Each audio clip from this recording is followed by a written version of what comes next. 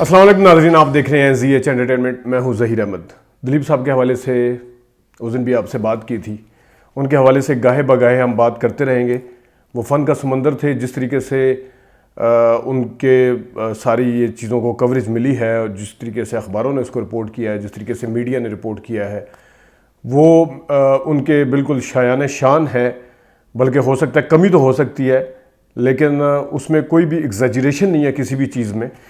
हम आज दो चीज़ों के ऊपर बात करेंगे। एक आपको बताएंगे कि मीडिया ने यानी प्रिंट मीडिया ने उनकी डेथ को या उनको कैसे रिपोर्ट किया, उनके फ़न को, ये अब आपको दिखाएंगे और बताएंगे।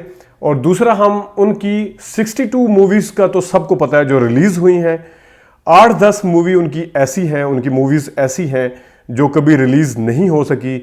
कोई प्लानिंग में स्क्रिप्ट पे यानी पेपर वर्क के बाद शेल्फ हो गई, कोई शूट होने के बाद बंद हो गई। वो उसमें हीरोइन कौन थी, उसमें म्यूजिशियन कौन थे, कुछ हीरोइनें मतलब आपका भी दिल करेगा कि काश ये फिल्में बनती। पहले हम उनकी मौत के हवाले से, उनकी डेथ के इंतकाल के हवाले से जिस तरीके से अखबारों ने उसको रिपोर्ट किया, उसकी तरफ आ जाते हैं। डॉन हमारा बड़ा जो पाकिस्तान के अंदर पढ़ा जाने वाला सबसे ज़्यादा पुराना अखबार है, उसने रिपोर्ट किया कि Dilip Kumar's death fills admirer with nostalgia.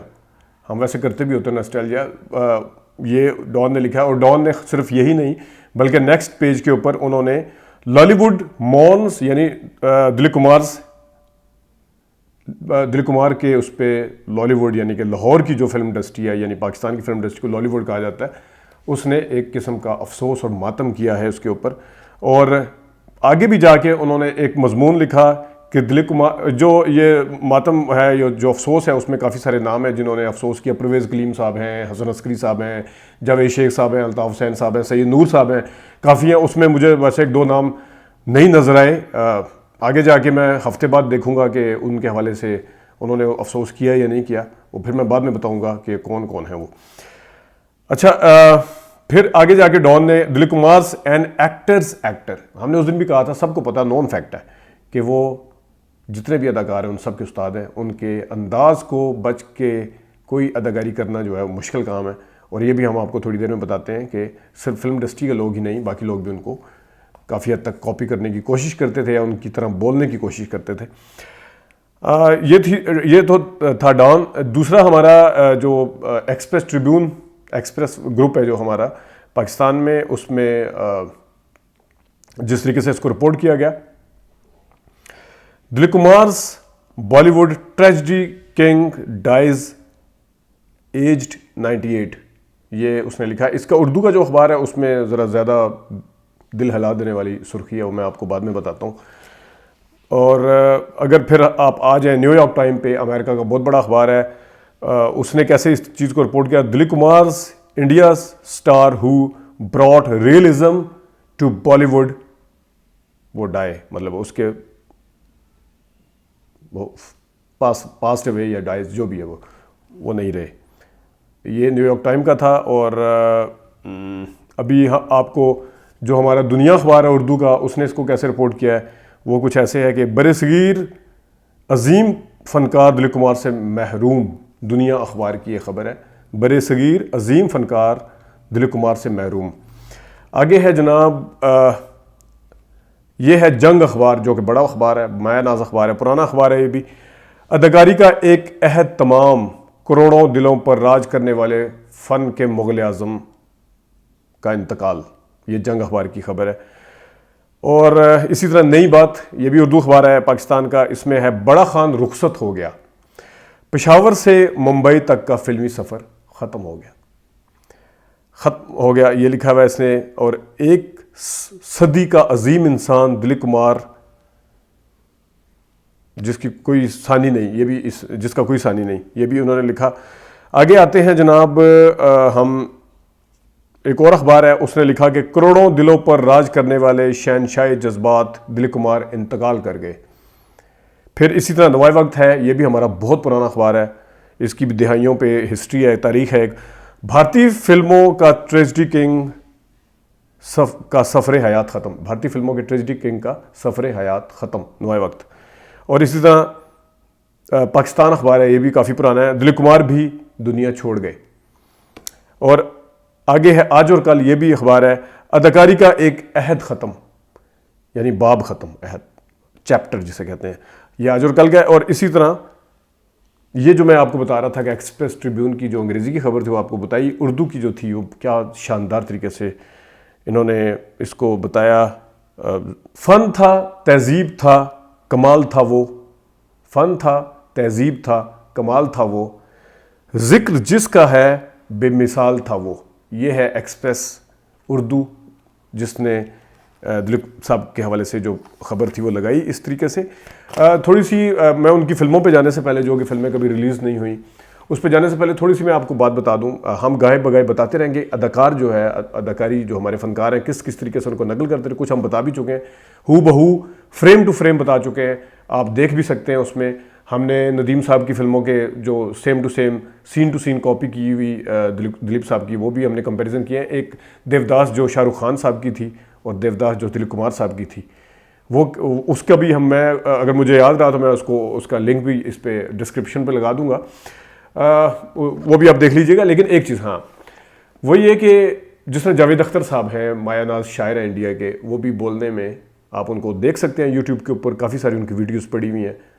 वो भी बोलने में अगर आप आंखें बंद करके सुने तो इस तरह पता चलता है जैसे दिलीप साहब बोल रहे हैं, तो दिलीप साहब की तरह बोलने का वो उनकी भी, क्योंकि वो तो बाद में आए, यकीनन वो भी उनको कॉपी करने की कोशिश करते रहे हैं और करते हैं।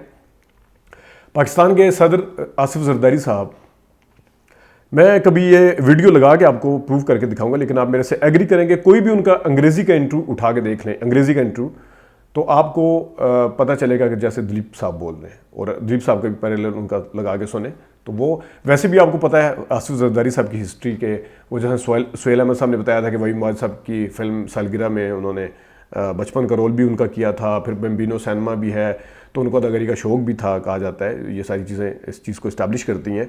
गॉडफादर का वो अपने इंटरव्यू में बता चुके हैं कि वो उनकी फेवरेट फिल्म है। हुलिया जो है, उनका गेटअप जो है वो किसी हद तक, जो गॉडफादर में मार्लन ब्रांडो साहब थे, वो आज भी आप देख सकते हैं उनका टाइटल उठा के गॉडफादर वाला, तो मार्लन ब्रांडो वाला और आसिफ जरदारी साहब को आप अगर दोनों को देखें तो आसिफ जरदारी साहब ने अपने जो गेटअप है या हुलिया है उनका जो करने की कोशिश की गई है, या कुदरती तौर पे मिलता है या उसको मज़ीद फिर निखारा गया उनकी तरह बना के, लेकिन बोलने में दिलीप कुमार साहब को वो कॉपी करते हैं। तो खाली अदाकारी की हद तक वो उस्ताद नहीं थे, वो सिखा के नहीं गए, बल्कि बाकी लोगों को भी काफ़ी कुछ सिखा के गए। इसके ऊपर हम गाहे बगाहे बात करते रहेंगे उनके फ़न के हवाले से, जिनकी 62 मूवीज़ हैं जो रिलीज़ हुई, लेकिन कुछ फिल्में 8-10 ऐसी थीं जो कि शेल्फ हो गई, बंद हो गई, पेपर वर्क तक रहीं, मंसूबा बना, मुहूर्त हुआ जिसका, वो कौन कौन सी हैं वो आपको बता देते हैं। नाजरीन, एक फ़िल्म थी बैंक मैनेजर, ये शेल्फ हो गई। इसके डायरेक्टर थे आर.सी. तलवार साहब और इसमें हीरो थे दिलीप कुमार और हीरोइन थी मीना कुमारी। मीना कुमारी और दिलीप कुमार साहब के हवाले से मैं बाद में किसी जगह पे आपको बड़ी दिलचस्प किस्सा एक सुनाऊंगा, इस वीडियो में नहीं, किसी और वीडियो में। आज सिर्फ अच्छा, दूसरी फिल्म, ये फिल्म थी जो शेल्फ होगी, मतलब इसकी शूट का नहीं लिखा हुआ है इन्होंने, प्लानिंग हुई होगी या जो भी है, जो एक फाइनल हुआ था, जो प्लान बना था इसका। फिर एक फिल्म थी ताजमहल और उसका बाद में नाम रखा गया था आखिरी मुगल। मुगल आजम के डायरेक्टर थे, आपको पता है कि आसिफ साहब बड़े मशहूर थे, बाद में बेनोई भी बने दिलीप कुमार साहब के।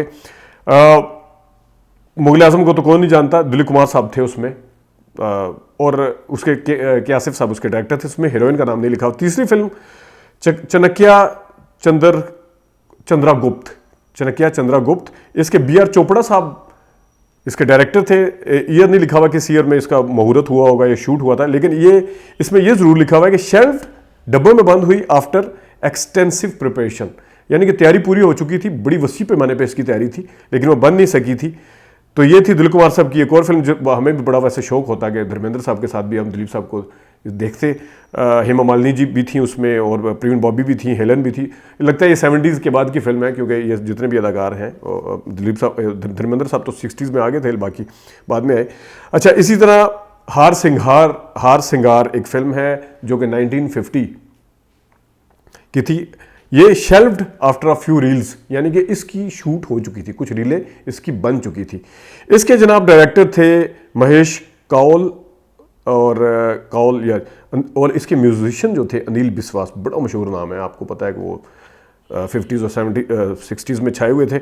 इसकी कास्ट में शामिल थे दिलीप कुमार, मधुबाला, कुलदीप और आगे बाकी और काफ़ी उसमें और भी नाम है, लेकिन ये 2 नाम जो हैं सबसे अहम है। तो ये शूट होने के बाद बंद हुई थी। एक फिल्म थी जानवर, shelved after a few reels, ये भी कुछ रील्स इसकी शूट हुई थी, लेकिन ये बंद होगी। इसके भी डायरेक्टर के आसिफ साहब थे। कि आसिफ साहब का हमें भी बड़ा शौक था कि उनकी मज़ीद फिल्में भी होती, बहुत कम फिल्में उनकी। और इसको जो है दिलीप कुमार और सुरैया आपको पता है देवानंद के हवाले से आपको याद होगा उनका नाम सुरैया का, तो सुरैया इसमें हीरोइन थी और दिलीप कुमार साहब उसमें हीरो थे। शिकवा launched in early 1950s after a few reels, shelved after a few reel, ये भी कुछ रील के बाद बंद हो गई। और इसके जो कास्ट में शामिल थी दिलीप कुमार एंड नौतन साहिबा, जो काजल की नानी है गालबन, या जो भी हैं, मदर तो नानी है मेरे ख्याल में। नौतन ने और भी बड़ी फिल्में की हुई हैं। और फिर एक है मेरा वतन, ये भी शेल्व हो गई, इसकी डिटेल नहीं लिखी हुई। इसी तरह समंदर, ये भी शेल्व हुई, इसकी भी डिटेल नहीं लिखी हुई कौन कौन था इसमें। काला आदमी आफ्टर मच रिसर्च शेल्व्ड, तो ये इसके जो थे रमेश सैगल साहब थे डायरेक्टर और दिलीप कुमार साहब भी डायरेक्टर। वैसे दिलीप साहब को के हवाले से कहा जाता है कि वो डायरेक्शन में काफ़ी सारी मुदाखलत भी करते थे और अपना इनपुट लाजमी देते थे। इसमें भी कास्ट में दिलीप कुमार साहब हैं, हीरोइन नहीं लिखी हुई इसमें। आगे एक बड़ी अहम फिल्म है अनटाइटल्ड वेंचर है, यानी कि उसका नाम अभी फाइनल नहीं हुआ था, लेकिन उसका मुहूर्त हुआ था, यानी कि उसका इफ्तिताह हुआ था उसका, और शेल्व्ड हो गई वो। इसकी अहम बात यह है कि इसके जो प्रोड्यूसर थे नासिर हुसैन साहब थे, जो कि दिलीप कुमार साहब के भाई थे गंगा जमुना वाले। और इसी तरह इसमें दिलीप कुमार साहब के साथ आपको पता है कौन हीरोइन थी, जिन्होंने इतनी पुरानी हीरोइन होने के बावजूद काम नहीं किया उनके साथ या नहीं आई, वो थी आशा पारेख साहिबा। और आशा पारेख साहिबा के हवाले से एक खबर मशहूर है कि वो दिलीप कुमार साहब के साथ काम नहीं करना चाहती थी। ये अल्लाह जानता है कि क्यों नहीं करना चाहती थी, उसकी वजह क्या है, लेकिन ये बहरहाल आशा पारेख साहिबा के साथ भी उनकी एक फिल्म थी दिलीप साहब की। कलिंगा एक फिल्म थी 1995 की, वो इनकम्प्लीट आ रहा है इसमें। और उसके जो डायरेक्टर थे वो दिलीप कुमार साहब थे। तो ये भी एक हम महरूम हुए ऐसी फिल्म से जिसके डायरेक्टर पे क्रेडिट जो था वो दिलीप कुमार साहब को होता जाता। अच्छा, इस फिल्म में जो थे कास्ट इसकी जो थी दिलीप कुमार, राज बब्बर, अमजद खान एंड मीनाक्षी, ये जो थे ये भी गालबन फिर 80s की फिल्म ही लग रही है। Aag ka Dariya completed and censored in 1995 but unreleased. तो हम अगर वो सेंसर हो गया अनरिलीज थी, मेरा हम कहेंगे इंडियन उसे जो भी फिल्म की अथॉरिटी है वहाँ पे सेंसर बोर्ड है जो भी है, या गवर्नमेंट से कहेंगे कि इस फिल्म को रिलीज़ किया जाए। आग का दरिया, यहाँ वैसे मोहम्मद अली साहब की बड़ी मशहूर फिल्म है आग का दरिया, तो इसको अब तो रिलीज़ किया जाना चाहिए दिलीप कुमार साहब के हवाले से, उनके फ़न के हवाले से। इसमें डायरेक्टर जो है इसमें SV राजेंद्रा हैं और सिंह बाबू हैं। और इसमें कास्ट में दिलीप कुमार, रेखा, राजीव कपूर है और पद्मनी है इसमें। और इसी तरह एक फिल्म जो थी वो असर इसका नाम था, 2001 में बनी, शेल्व्ड आफ्टर मुहूर्त एंड सम शूटिंग भी इसकी हुई थी। इसके डायरेक्टर जो थे वो कक्कू कोहली साहब थे और नदीम शहरवान साहब इसके शहरवान साहब इसके म्यूजिशियन थे। अच्छा, इसमें मज़े की बात है दिलीप कुमार साहब के साथ अजय देवगन काम कर रहे थे। हमारी तो बड़ी ख्वाहिश थी, जिस तरह अमिताभ बच्चन साहब के साथ उनकी फिल्म शक्ति कर्मा नसीरुद्दीन शाह साहब के साथ है, तो अजय देवगन के साथ भी हम देख सकते ये फिल्म, लेकिन नहीं बन सकी। और हम शाहरुख खान के साथ और आमिर खान के साथ भी अगर दिलीप साहब काम करते और उनकी फिल्में बनती, तो ये तो थी कुछ फिल्में उनकी जो कि उन 62 के फिल्में 62 फिल्म्स हैं जो उनकी मूवीज़ जो रिलीज़ हुई हैं, उसके अलावा है ये कुछ की तैयारी हुई, कुछ डब्बे में चली गई, बंद हो गई। दिलीप साहब के हवाले से हम वक्तन फ़क्तन बात करते रहेंगे। 62 फिल्मों के साथ सैकड़ों फिल्में करने वालों को वो पीछे छोड़ के गए हैं। अपना फ़न जो था वो उनके बारे में कहा जाता था कि वो अदाकारी करते नहीं है बल्कि अदाकारी करके दिखाते हैं। इसी वजह से एक्टर उनको कहा जाता है कि अदाकारों का अदाकार है, वो करके दिखाते थे। 62 फिल्मों में काम करने वाले जो दिलीप साहब हैं, उनका जो फ़न है वो सबसे ऊपर है। जिन्होंने सैकड़ों और पता नहीं हज़ारों फिल्में की हों या 200-300 की होंगी, वो सब की सब इन्हीं को फॉलो करते हुए एक्टिंग में ज़्यादातर का जो उन्हीं को फॉलो करते करते वो वहाँ पे पहुँचे हैं। लेकिन उन्होंने करके दिखाया, उन्होंने हर किरदार को निभा के दिखाया कि इस तरह किया जाता है। वो शहज़ादा मुग़ल आज़म हो, वो देवदास हो, वो इसका मज़दूर हो, मज़दूर फिल्म में, या वो मशल फिल्म का वो हस्बैंड हो जो आपने देखा होगा, दिल दिला देने वाला सीन है, सबका पसंदीदा, जो बीवी के लिए वो रोड के ऊपर चीख रहे हैं, पुकार रहे हैं उनकी मदद के लिए। बहरहाल उनकी फ़न के बारीकियों के हवाले से भी बात करेंगे कि के.एल. सहगल साहब की देवदास में और दिलीप साहब की देवदास में क्या फ़र्क है, कभी ये भी बात करेंगे। आज के लिए इतनी इजाज़त दीजिए, अल्लाह हाफ़िज़।